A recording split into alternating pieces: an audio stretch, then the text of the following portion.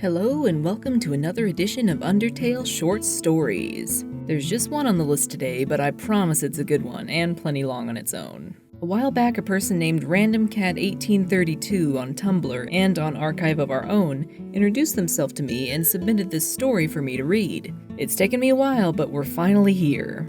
This is Red on White. 1.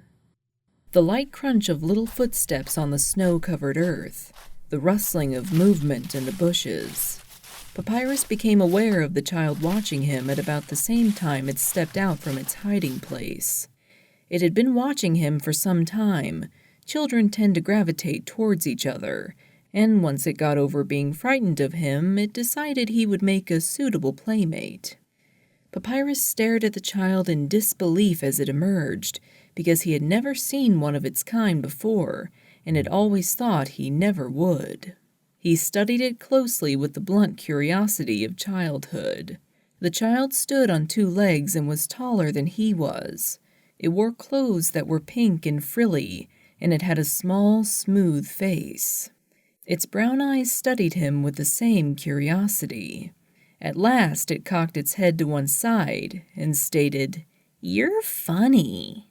Papyrus did not really know how to respond to such a statement until the child added, "And I'm not scared of you, by the way, 'cause I'm big."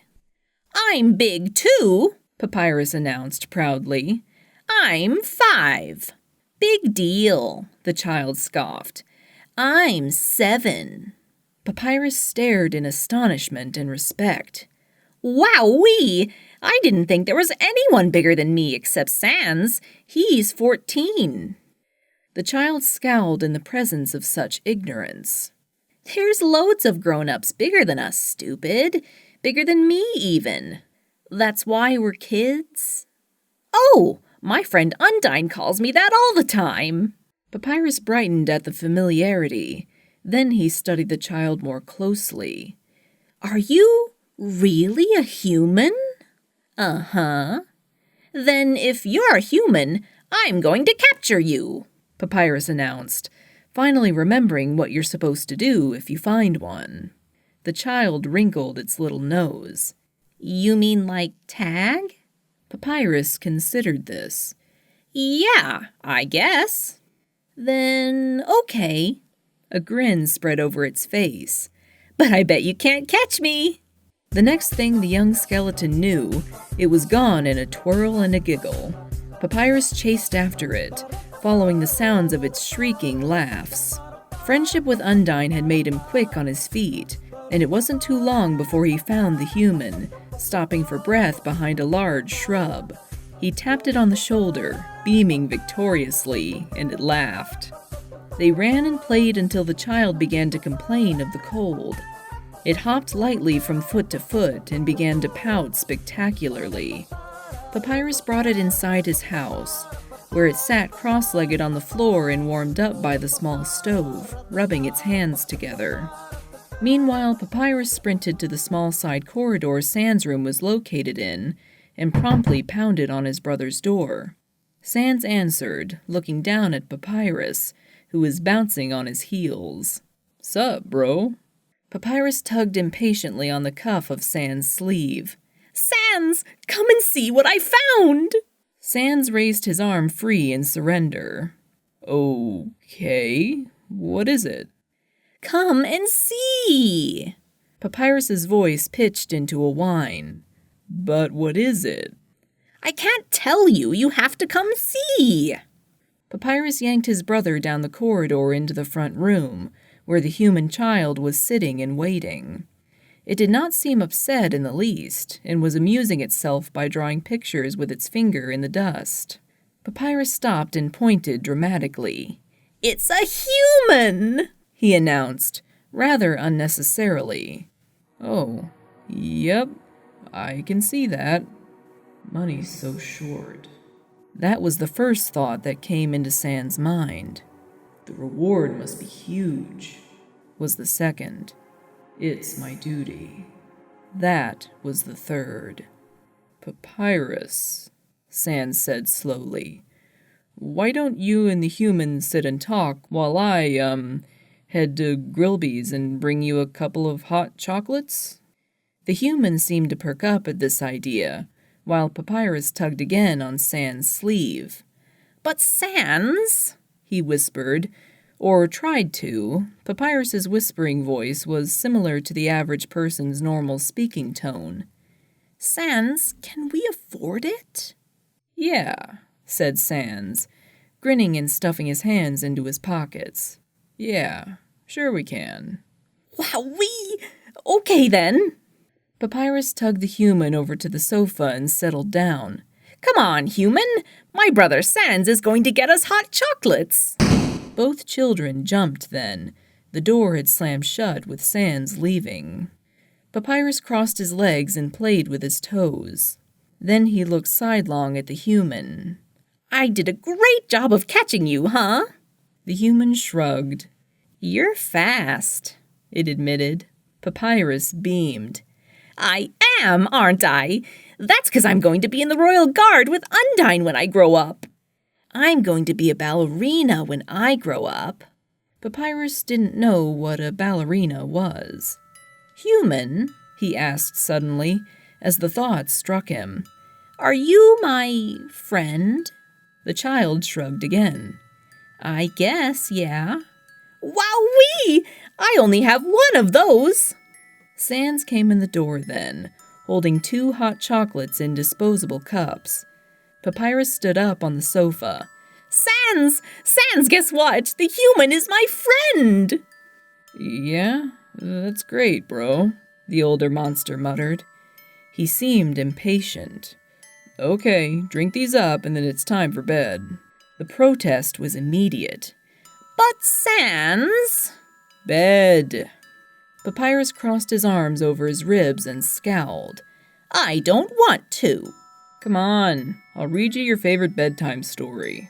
Sans sort of thrust the cup at his brother. Papyrus relented, taking his hot chocolate. "But where will the human sleep?" Sans looked over at the child. It wasn't paying attention to them in the least, but was instead now busying itself by counting the marshmallows in its cup. He wondered if he would have enough to pay the rent for the next couple of months. "The human can sleep at the inn, can't they? I'll show them the way. Go on, finish up so you can put your PJs on." Later, Sans leaned over the icy water of the river, scrubbing at his hands and the cuffs of his coat, trying to remove the bloodstains. From the corner of his eye he saw the familiar cloaked figure of the river person, perched on its boat. From the shadowy, faceless form, Sans could feel a pair of eyes, piercing him judgmentally. He hunched his shoulders, trying to avoid the gaze, and scrubbed harder. Somehow he could feel the icy bite of the half-frozen river, despite his inability to sense the cold. A voice carried over to him, light, airy, nonchalant. "Tra-la-la. Not as easy as it looks, is it?" 2. "Check it out." Sans dropped the sachet of gold onto the table. It produced, simultaneously, a satisfying chink and thud. The younger skeleton looked up at his brother in amazement. "How much is in there, Sans?" 5,000 G, Sans replied seriously. "Wowee!" Papyrus clapped his hands over his cheekbones. That's enough for... how much, Sans?"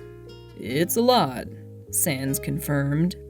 Papyrus eyed the sack of gold. "But where did you get it?" "Just did a little, job for the king." Papyrus pulled himself onto the table, feet swinging. "Sans," he asked suddenly, "where's the human?" "Oh," Sans said. "They left." "Left for where, Sans? I want to play with it." "They went home." Sans scooped his younger brother up and placed him back on the ground. "Why don't you play here on your own for a bit while I go to Grillby's for a pickup?" "But I don't like his food." At Papyrus's scowl, Sans chuckled and rubbed the top of his skull. Don't worry, Bonehead. Grillbs will make you some spaghetti. He always does. Papyrus sulked, but nodded his assent. Sans had thought this was to be the end of it, but he was wrong. The questions persisted, but Sans hadn't the heart to tell Papyrus the fate his little human friend had met, not even the important purpose she'd served. He was relieved that he'd had the mind to dump the human's extra things, its tutu and its shoes, in a hiding place in Waterfall, where he hoped Papyrus would never find them. In hindsight, Waterfall hadn't been the best place to hide the human stuff, seeing as Papyrus played around there with that Undine girl. Little fireball, that one. But he'd been lazy, rushing through the task to bring home the gold. But Sans had time on his side. His brother was young still, young enough to forget. A few weeks and Papyrus would remember nothing. Children's minds were so malleable. In the meantime, though, Sans dealt with his brother's questions with ever-thinning patience. He snapped at him one time, which made Papyrus cry, which made Sans feel guilty, and subsequently led to his buying Papyrus a heaping bowl of compensation spaghetti. "Sans?" asked Papyrus one night in an unusually quiet voice. "Is the human ever coming back? I hope it's okay." "I told you," replied Sans tiredly. "They're gone. Drink your milk." That was the last time Papyrus asked after the human. Perhaps he'd realized that he'd never get a straight answer from Sans, or perhaps he'd assumed his brother just didn't know. But either way, the human was never mentioned again. And Papyrus grew up. He and Undine played all sorts of games as they grew. Monsters and humans, capture the human, kill the human with a spear. Papyrus usually got stuck playing the human, and somewhere along the line Sans supposed his brother must have forgotten. It was for the better. 3. 17 years later. If there was one thing living on the surface proved, it was that human children were just as capable of producing noise as monster children, perhaps more so. And coming from Sans, who had raised Papyrus from toddlerhood, that was saying something. It was Friday afternoon, and Frisk wanted to go to the park, with her Auntie Alphys to supervise her. As soon as Frisk had expressed her wish, Papyrus had insisted on coming too, which meant that Sans had to come along to supervise him. And that was how Sans found himself, on a day that he really didn't feel up to it, sitting on the park bench of an overly noisy playground with the ex-royal scientist, as she read Japanese comics as he supervised his brother and adopted niece. He could see Frisk on the merry-go-round with a small group of other children. Papyrus was pumping, sending it spinning at a slightly concerning speed, but, Sans reasoned, it could have been worse. After all, Undine could have been pumping the merry-go-round. What counted was that Frisk was plainly enjoying herself, and it seemed the other children were too. There were 7 of them all, and the small group were shrieking and laughing together while clinging on for dear life. It astonished Sans sometimes that Frisk, a child of just 8, could have taken almost her entire journey through the underground, with all those countless near-death experiences, with such a somber, stoic, collected approach. Except for that one time Mettaton made her cry. That a child of just 8 could have freed the monsters of the underground, risking her own life so significantly, could have acted so entirely selflessly as to have taken on the responsibility of human-monster ambassador without thinking twice. What was more astonishing still was that that same child could play and behave as others of her kind, and fit in seamlessly, as if there were nothing remarkable or special about her at all. And, Sans reflected grimly, that same child, that he would have, without a second thought. He'd been thinking about that a lot lately. He realized that Alphys had put her manga down and was watching him, questioningly. He couldn't decide if he cared or not. Papyrus appeared suddenly, breaking Sans out of his reverie. "Sans," the younger skeleton proclaimed loudly, "the tiny human has requested an ice cream. I am going to take it to the nearest shop." Frisk tugged impatiently on his scarf. "Come on, Uncle Papyrus," she said insistently, "before all the chocolate fudge is gone." "Better hurry then, before you're too chocolate," said Sans, forcing a grin. "That one was good. You should tell that one to my mom," Frisk stated matter-of-factly, as Papyrus exclaimed, "Sans, stop it with the puns!" Okay. Sans waved them on. "If you don't find me humorous." "Sans!" Frisk tugged on Papyrus's scarf again, and this time succeeded in tugging him away towards the street. Hollowly, Sans watched them go. "I could have killed her," he said. He hadn't meant to say it aloud. "What?" Alphys, wide-eyed, turned to face him. Sans started at the sound of her voice, looking over at her, then returned to staring half-blankly out at the ruckus of the playground. "Alphys," said Sans. "To be honest, pretty much everyone who Frisk now calls family tried to kill her at some point." It was an old pun, one he'd used countless times before. He gave a snort, a smirk. Alphys didn't fall for it. "You didn't mean it like that," she replied, and if Alphys was fighting back, arguing, then Sans knew he'd really screwed up, had really alarmed her. "And besides, you're the only one of us who didn't try to hurt her, even indirectly." Sans clenched his fists. "Do you know what the reward was for presenting the king with a human, Alphys?" He said it smoothly, enough so that he was frightening himself. When she didn't answer right away, he continued. 5,000 G. 4,000 if you didn't kill it yourself, though.